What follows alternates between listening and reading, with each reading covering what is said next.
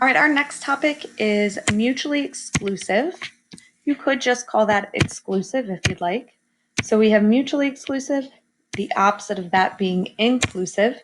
And so mutually exclusive is when two events cannot happen at the same time.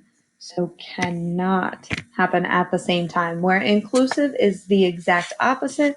Inclusive is when they can happen at the same time.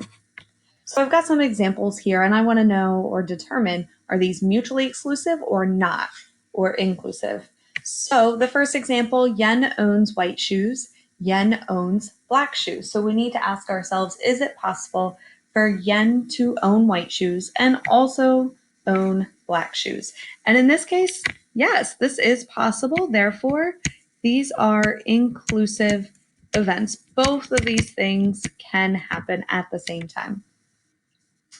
For our next one, Sylvia works on hobbies. Sylvia plays a sport. Is it possible that Sylvia does both of those things?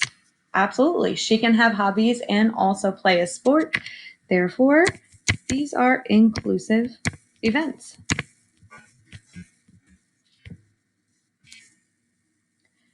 For our next example, Pat is a boy. Pat said most students in his school are friendly. Is that possible that Pat, a boy, said most are friendly? That is absolutely possible. These would be inclusive events. And our last one, Bernardo said all students are friendly. Bernardo said most students are friendly. Is it possible that Bernardo said both of those things?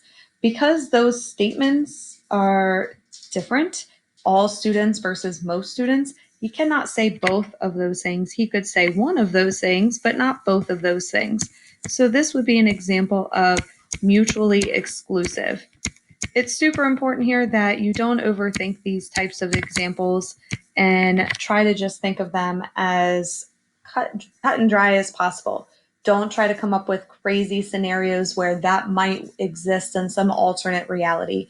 Try to keep it as straightforward and to the point as possible when determining if events are mutually exclusive or inclusive.